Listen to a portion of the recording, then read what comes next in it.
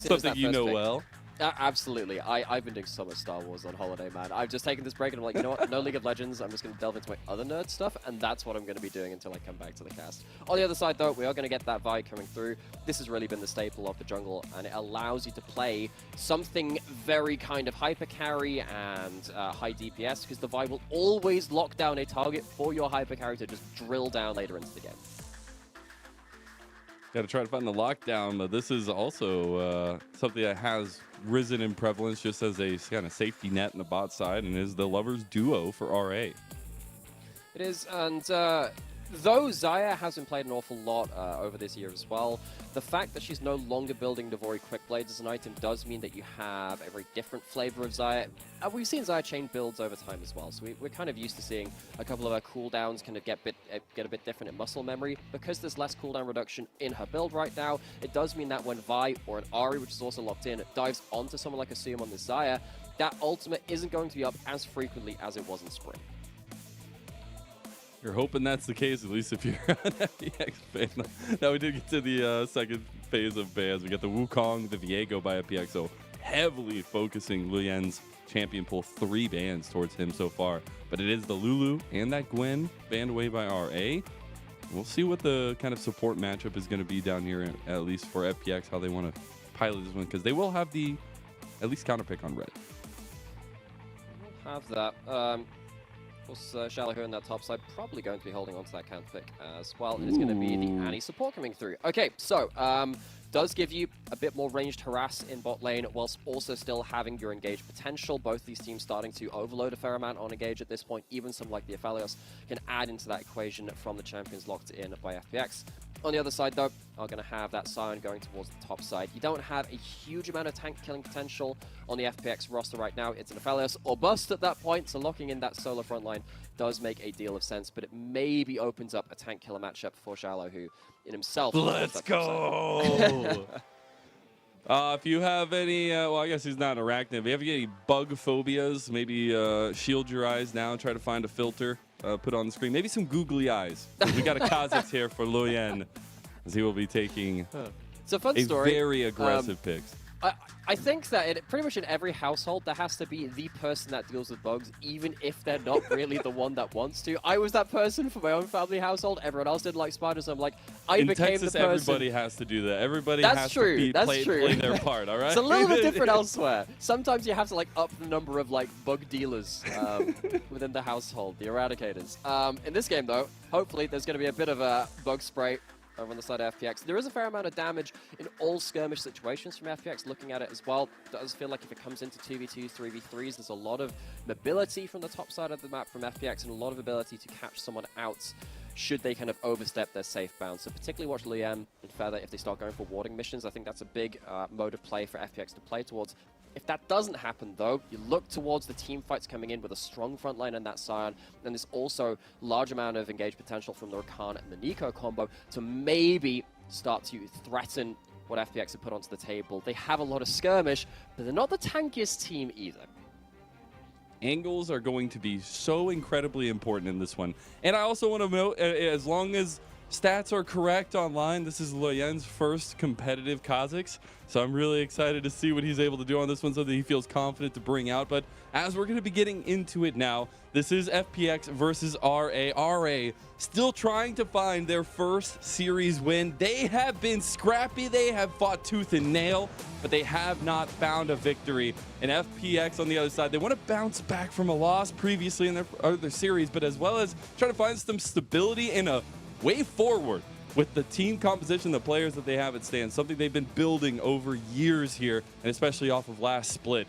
We're getting into it now, though. Game number 1 of our Super Thursday is kicking off now.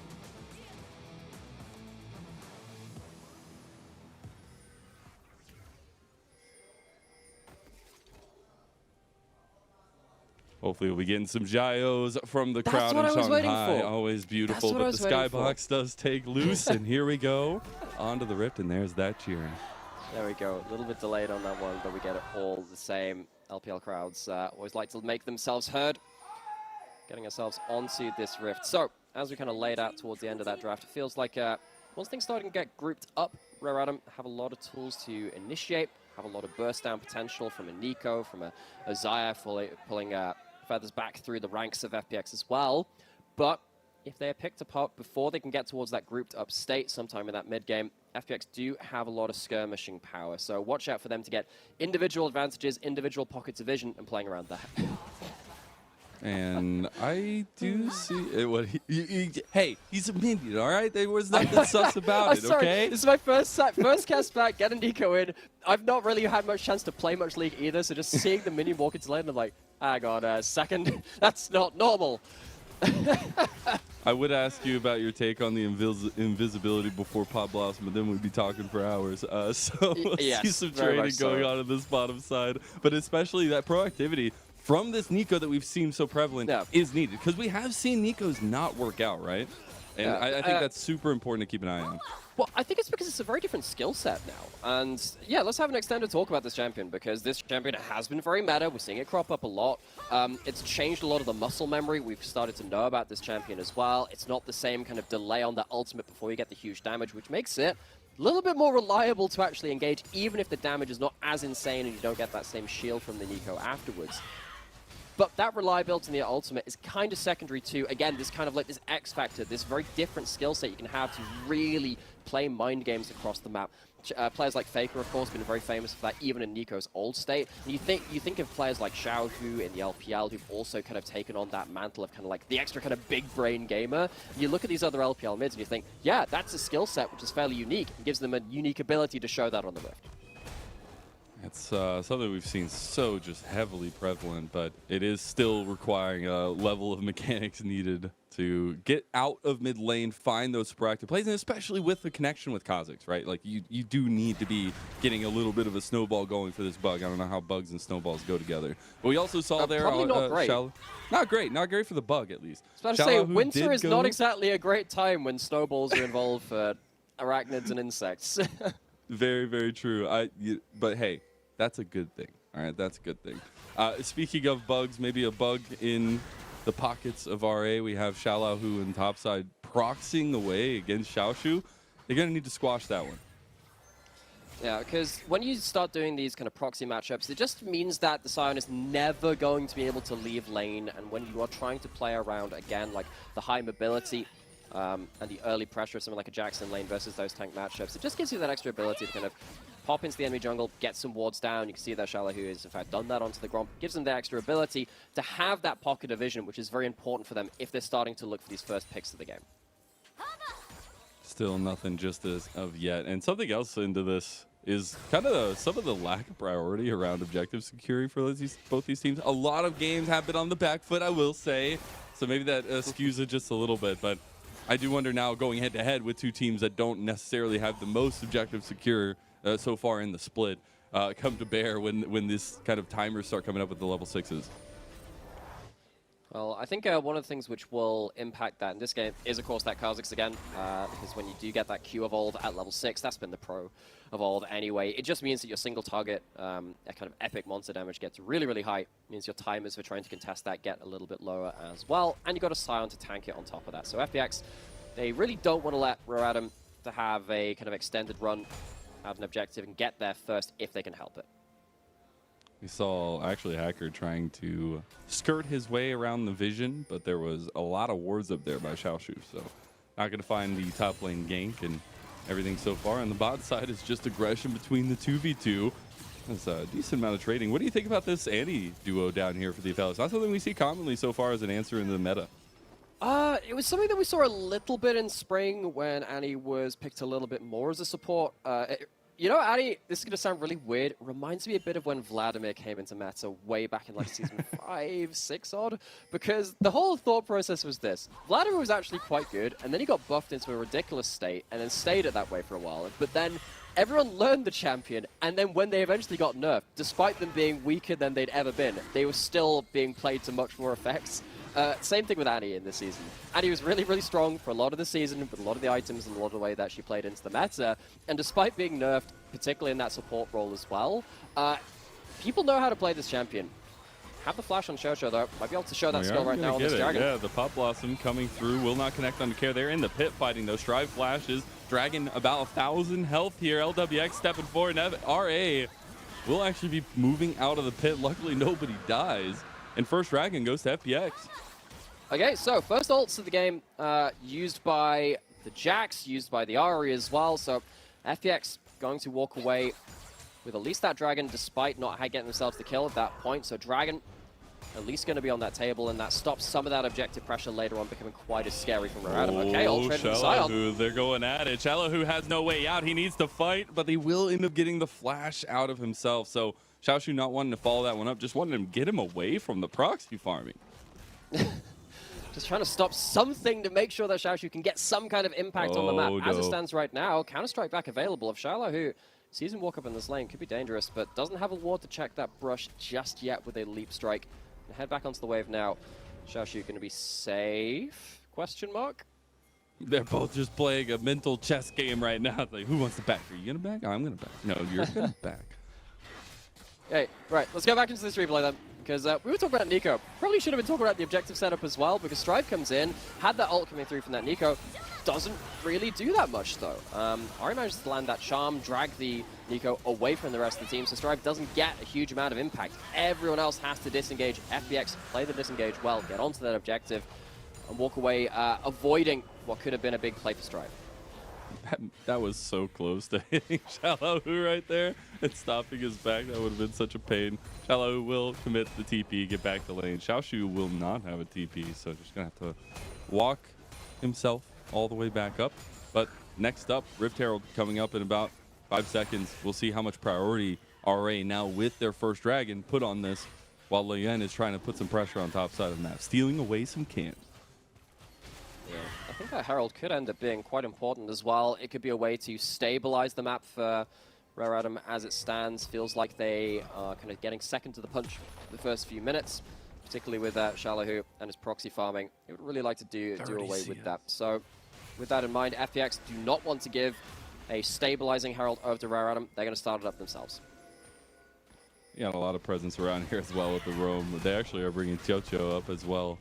So Xiaoxu, he's probably one of the first to see they actually are hovering around this wave. 2,500 health left. The eye pops on the back, and RA stepping up here. Xiaoalaohu wants to make sure nothing can happen, and now RA are just left out. Pop Blossom might not be enough here. You get a huge CC chain, but Strive bites the dust afterwards. Assum has made it to the fight now, and you've got to be careful of when that Blade Caller is going to be used, as they already get Xiaoalaohu's down. That's one kill to Assum. There's the Featherstorm trying to find the plays. Assum is pretty big, but they're picking off the RA members one at a time. RA still fighting, get 2 kills for their ADC, and that is still very, very big for RA in the momentum, even if it feels like they lost out in the fight against FPX.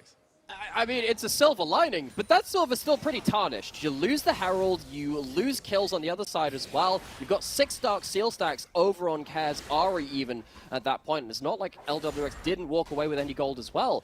What the heck are Rare Adam thinking approaching this at this point? You don't have your Nico in place for an immediate engage. Leyan is basically spectating. You're going on the Safari to the Herald, you're watching everyone kind of go, as we see here, the FPX members going onto the Herald, and they don't do anything about it. They are literally just spectators at that point. Assum, Feather, they do come up to the fight at that point, but because of the approach being so kind of passive from Rare Adam, they just don't have everyone in place at the right time to make the most of this fight, despite them scrapping something back at the end of it.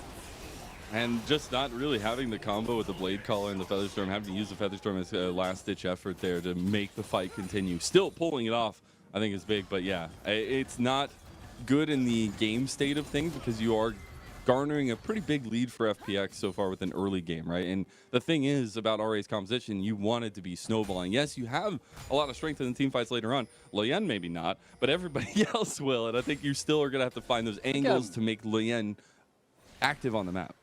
I think the way that I would phrase it is not that Rare Adam's comp needs to snowball, or rather they just don't want to be snowballed on. So then kind of, because the game is so snowball anyway, it's either you're snowballed or you're snowballed against a lot of the time in the league. So yeah, I mean, you'll accept it.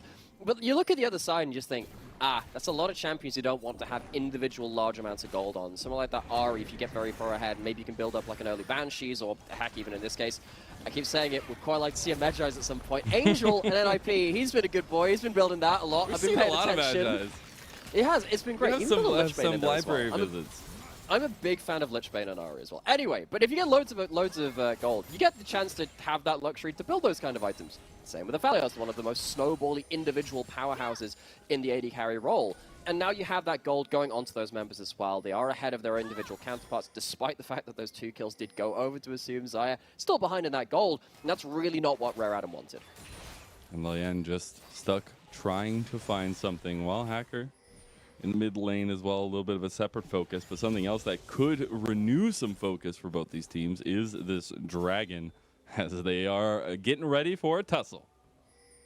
Yeah, okay, so ultimates ready across the board. Flash is largely available as well. You don't have it on the carries of FPX though, watch out for that. Rare Adam, they get themselves into River first. That's something that we said FPX didn't really want to allow.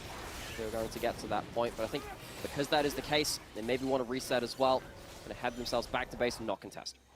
Yeah, the Yumu is also completed for Leyan. A little bit of a spike there for the Kazakhs. Definitely don't want to take a fight you don't need to. As we were saying, they're already in the driver's seat, especially with the way that this top side's going. And that's what I also wanted to kind of focus on. We were coming in talking about RA, where Xiaoxu just really needed to be stable, needed to, you know, not take attention, maybe not cause attention, but Xioalaohu definitely has a lead in that side lane, and this Jax is going to be very, very hard for this competition of RA to deal with.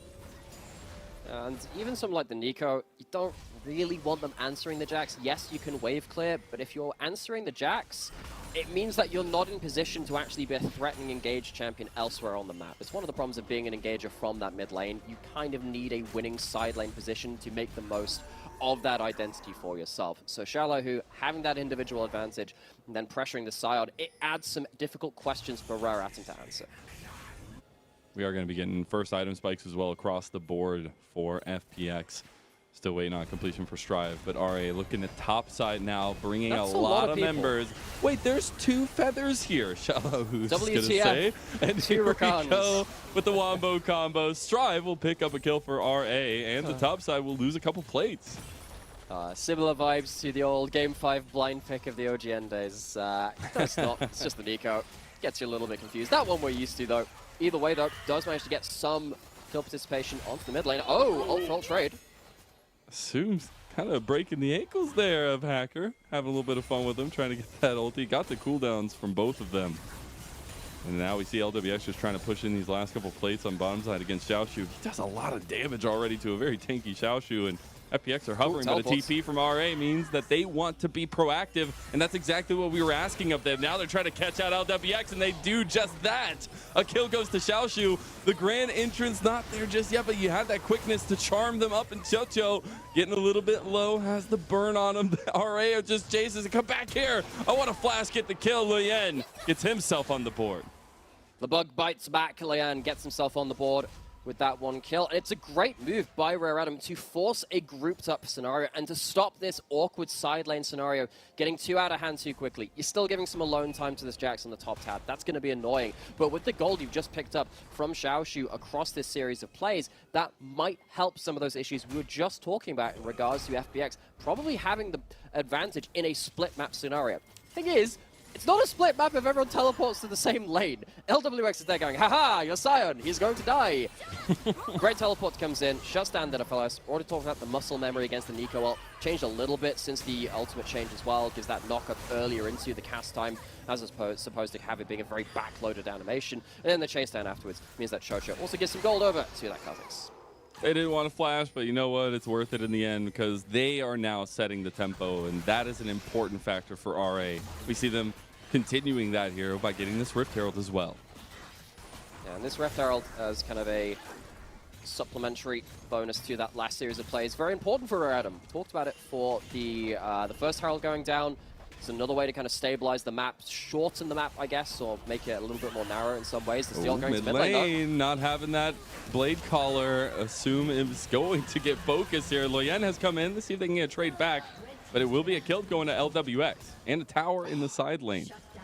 Gale Force does a lot of damage. Sometimes you forget about that, but That was, I mean, we were talking about, this normally happens a bit later into the game, talking about how the itemization changes from Xia means that her ultimate is on a longer cooldown than when she was building the very quick blades. Now, you wouldn't have built that anyway, like at this point in the game, and of course there is actually still a Caulfield in there, but like that whole conversation is about what do you do when you've traded ult for ult and your ult is a lower cooldown? You do stuff like that, you return back to it, Hacker gets value out of the play.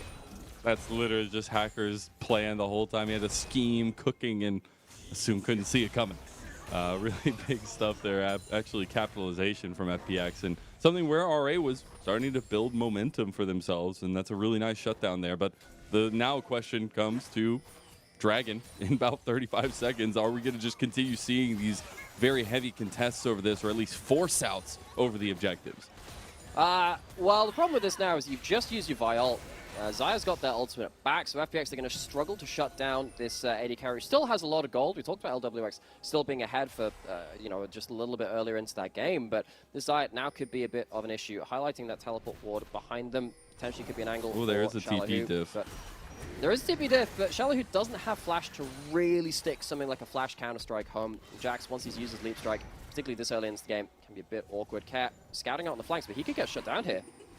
Leyan's definitely looking for these isolated targets, and Care might have put himself in a sticky situation.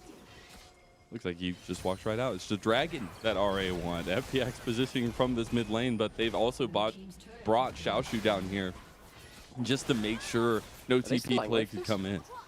You do have the Vi ultimate back off of cooldown, but maybe not still wanting to go into, again, the aforementioned Xia ult, which we've talked about being very, very important. So it's going to be that Dragon over towards Raratum. The reason you can kind of afford to make this play is because FPX did manage to disengage Raratum from that first Dragon. It's not like it's an early soul point, particularly when you have something like that Sion on the board. Giving over a Mountain Soul, really, really difficult. So still going to be that 2 Dragons over to Raratum, but no soul point for them. FPX trade for a tower, maybe gives them some side lane options in the next few minutes.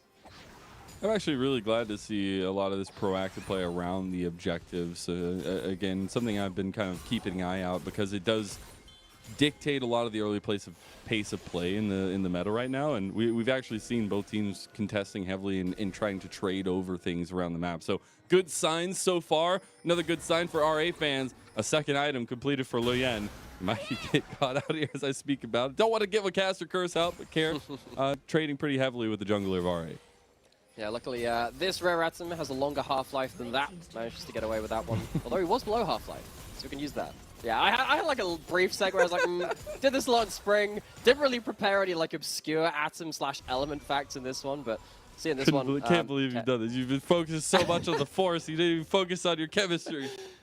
The thing is though, like, isn't the force chemistry? We're just gonna get into that conversation now. Please just.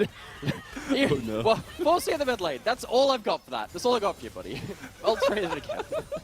I've broken Nightmare, thank you. We've gotten the Featherstorm out. That will be revisited. On a whiplash of like, okay, I gotta come up with something from this, like trying to dig into my old physics knowledge from going to uni for that, thinking like basically physics and chemistry are the same thing when you get to it. I'm just imagining the SpongeBob running around in his brain with the fire on all the paper. Like, oh my god!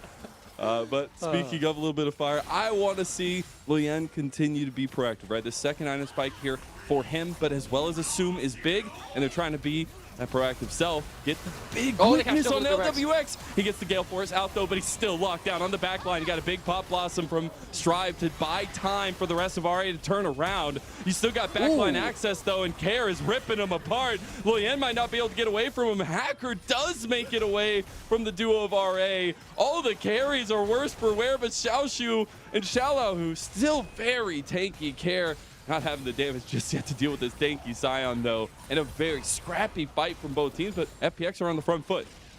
Yeah, somehow, because this was a fight which Raratum chose to take, and they had the grouped up 5v5, which is arguably where they end up succeeding with this team composition. But the dive buddies of FPX managed to shut down the AD carry as their own one is focused down, and Care walks away with another pretty good team fight as well. Managed to get himself a couple of resets at that point, has 10 stacks on that Dark Seal. As you said, really is just a tale of 280 carries trying to team fight their very bestest and not really able to do that much. Care gets really good Q return on that Orb of Deception. Resets start coming through. Flashes forward for another reset after that point. It's a really weird looking at team fights after 80 carries die so early. Those resets really come in clutch. Oh, we're right back to fighting, though. RA have picked out Hacker. And speaking of momentum, they were posturing straight for the Baron, too. They're going to start it up. This is huge, because in the LPL, every team looks for a fight around these 20 minutes. It's so easy to take down these dragons, these Barons, especially with that Q evolve and the Kha'Zix. FPX, they have to fight.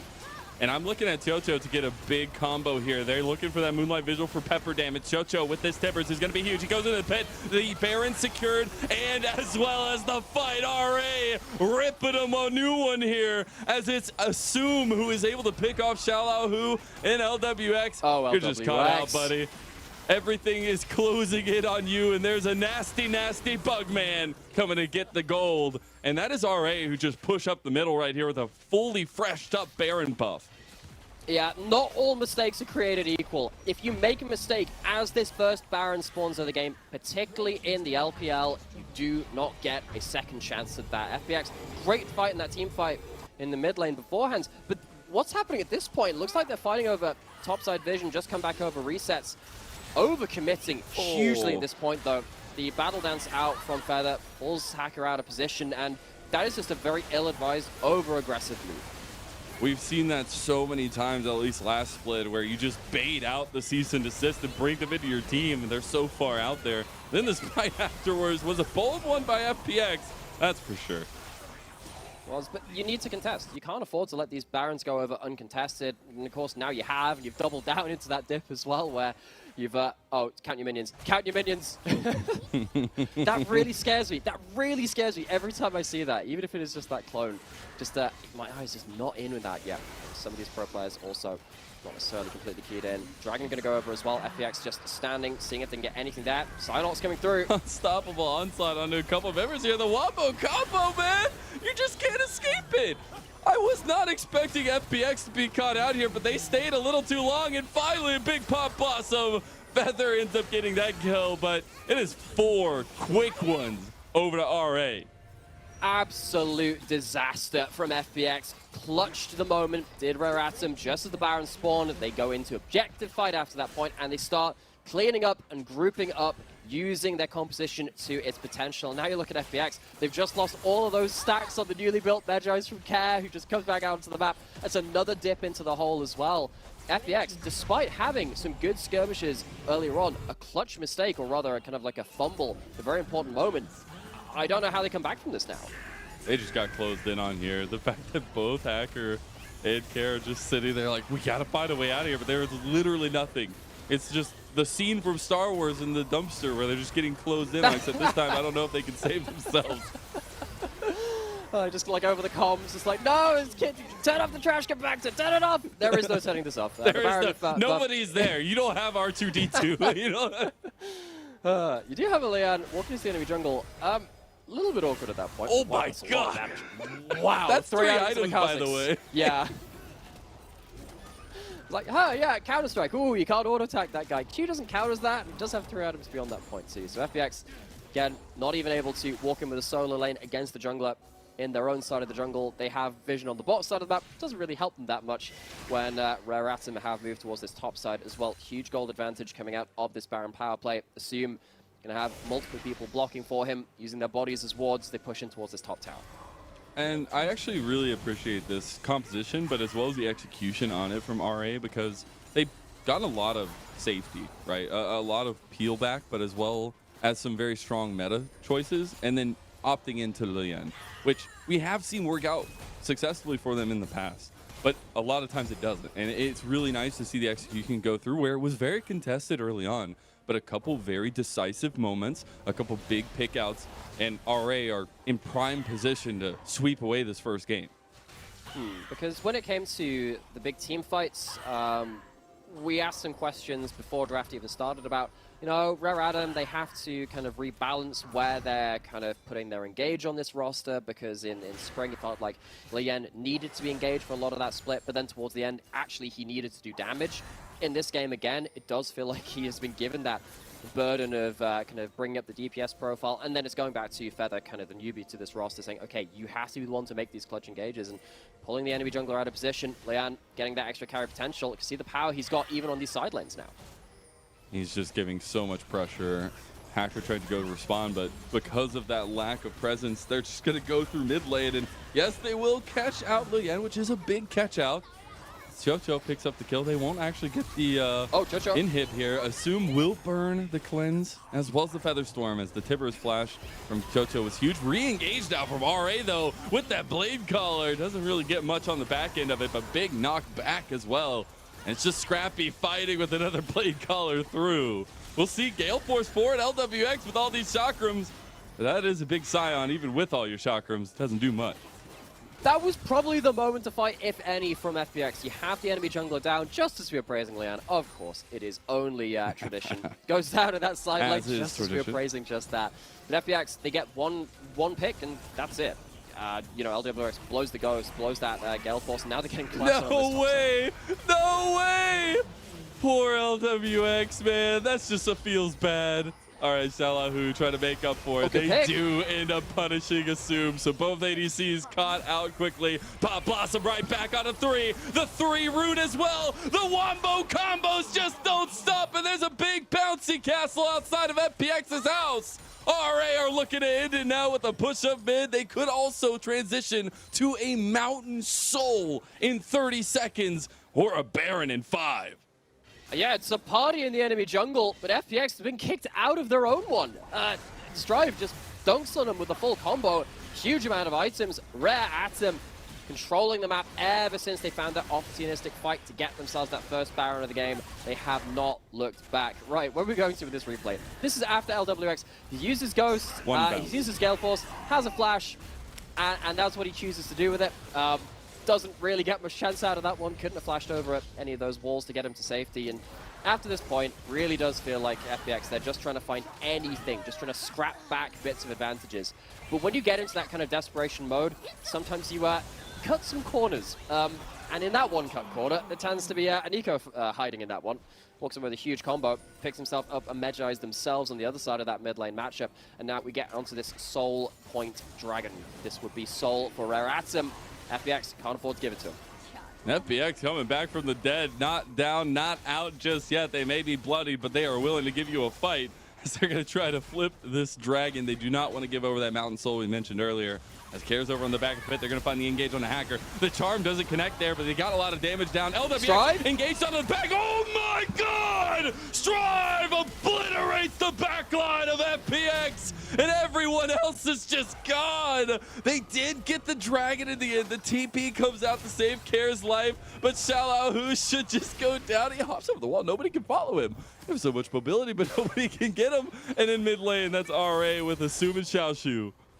Oh, blink and you miss it. Strive taking control of the game once again. Xiioalaohu.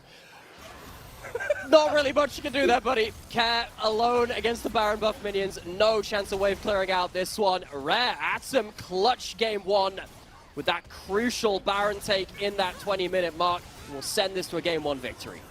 FPX, you got to check the label on the expiration date on your bug spray. It didn't work very well. I'm sure they'll come back. Maybe they'll just use a flamethrower next time as they are the Phoenix, but it is RA that come out with a very scrappy, but in the end, a pretty clean game number 1, which is not something I necessarily would have expected coming into this series. The decisiveness around that mid-game has been a real kind of identifying mark of the LPL as an entirety in summer so far. Even teams which have struggled a fair bit when they're behind in early games, they know as soon as you get towards that Baron spawn, one good fight can swing the game completely back into your favor. It does feel like every game is a game of 2 acts, where you have that one Baron kind of splitting up the 2, and whatever happens around that first Baron spawn tends to really flavor the rest of that game. Yeah, and we actually saw that with a little bit of a sellless call from FPX, but something that, again, capitalization by RA needed to be there, and it was. I was so interested at the Kha'Zix pick here. I had said at the very beginning it was first competitive, at least from the stats that I had, that he had picked up here on stage, and man looked real good after a little bit. I was concerned if the late game was really going to bear fruit for the Kha'Zix, but they never needed to get to that point because he was so far ahead of the game. And even with a lot of pressure in topside, we actually saw what we kind of wanted: stability. Just don't make anything too crazy happen in topside and focus at the rest of the map for RA.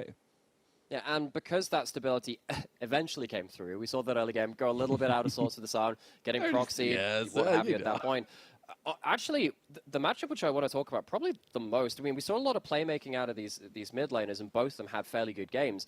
Where the big discrepancy was, though, I think it was actually in the support matchup. We talked about the Annie being a pick which we don't see as much in that support role right now. Xiaoxu didn't have a great game on that Annie, didn't have much lane pressure, didn't get huge tibbers coming in for those engages as well. Whereas Feather got the pullback onto Hacker, kind of dragging him back into the team, out of position around that Baron, got multiple big team fight engages as well, and despite him being the newer member to this rare Assum roster, really found his place in this game.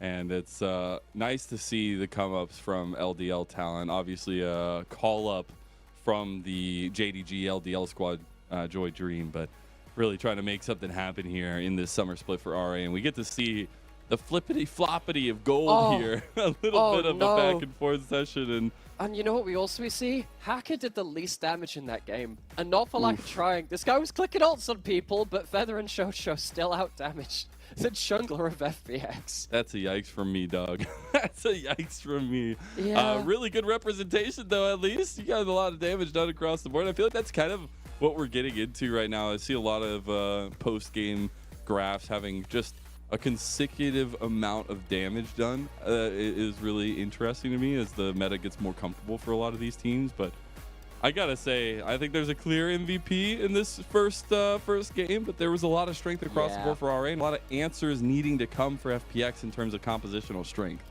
Yeah, well, one of the junglers had the least damage in the game. The other one had the most damage in the game. That's a pretty big diffy in the jungle as well. So coming out of that game one, even though it was really characterized around that Baron take at that 20-minute mark, and the gold graph just lovely shows that as well. So it's like really that pings right up into the blue. It did come back on the back of kind of cohesive play from Rare Atom to make sure that play was happening at the right time. Everyone was in the right place, and they could finally group up and do that damage they needed. And RA going into this one as well, we needed them to try and pick up a win for the first time in a series, at least, and get themselves to a win on the summer split. So they're working their way there.